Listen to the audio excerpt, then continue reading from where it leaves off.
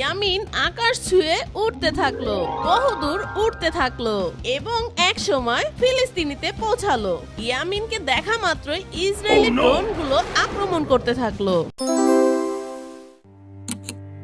Israeli সৈন্যরা আবারও বর্বর হামলা চালিয়েছে গাজা উপত্যকায়। নিহত হয়েছে বহু ফিলিস্তিনি, যাদের মধ্যে নারী ও শিশুর সংখ্যাই বেশি।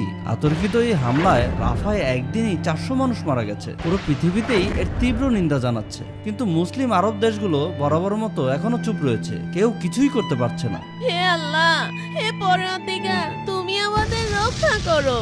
আমার ছোট ছোট সন্তানরা শহীদ হয়ে যাচ্ছে মালিক, আমাদের এই ফরিয়াদ আপনি শুনুন। হে আল্লাহ, আপনি আমাদের সহায় হন।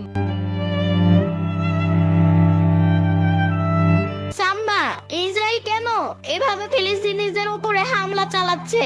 তারা তো সাধারণ মানুষ, ছোট ছোট বাচ্চা, তাদের কি দোষ? ইয়ামিন, এটা নতুন কিছু না। বহু বছর ধরেই ফিলিস্তিনিরা তাদের নিজের ভূমি হারাচ্ছে। ইসরায়েলরা একে একে তাদের বসতবাড়ি গড়ে তুলছে ফিলিস্তিনিদের জায়গায়, আর ফিলিস্তিনিদের ঘর ছাড়া করছে। আর যারা প্রতিবাদ করছে ওরা তাদের দমন করে ফেলছে। বিশ্বের অনেক দেশ চুপচাপ আছে। এই অন্যায়ের বিরুদ্ধে দাঁড়ানোর মানুষ খুব কম আছে। যারাই এর প্রতিবাদ করে তাদেরকে এরা নিশ্চিহ্ন করে দেয়। হোয়াট দ্য ফাও কথা! তুমি দেখে নিও সাম্বা, আমি বড় হয়ে ওদের বিরুদ্ধে লড়াই করে ফিলিস্তিনিদের জন্য বিজয় ছিনিয়ে আনবো। সেদিন রাতে ইয়ামিনের আর ঘুম হলো না। সারা রাত সে ভাবে কিভাবে সে সাহায্য করতে পারে। হে আল্লাহ, আপনি আমাকে এমন কোন পাওয়ার দিন যাতে আমি ফিলিস্তিনি মানুষদের সাহায্য করতে পারি। আমিন। এই কথা বলে ইয়ামিনের চোখ দিয়ে পানি পড়তে থাকে এবং একটা সময় সে ঘুমিয়ে যায়। ঠিক তখনই পাশ থেকে একটি গায়েবী আওয়াজ ভেসে আসে।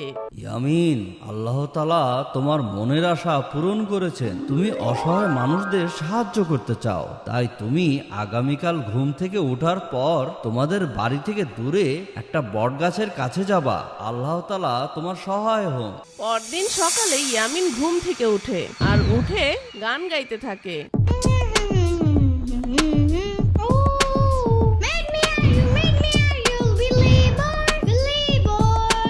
আরে, এটা কি স্বপ্ন ছিল নাকি সত্যি? কেউ মনে হয় আমাকে বলছে আল্লাহ তোমাকে সাহায্য করবে আর আমাকে একটা জায়গায় যেতে বললো। দেখি তো সেখানে গিয়ে। পানির নিচে ডলফিনটা তো জঙ্গলের মতন, হে যাবে জঙ্গলের মতন। পানির নিচে ডলফিনটা তো জঙ্গলের মতন, হে যাবে জঙ্গলের মতন।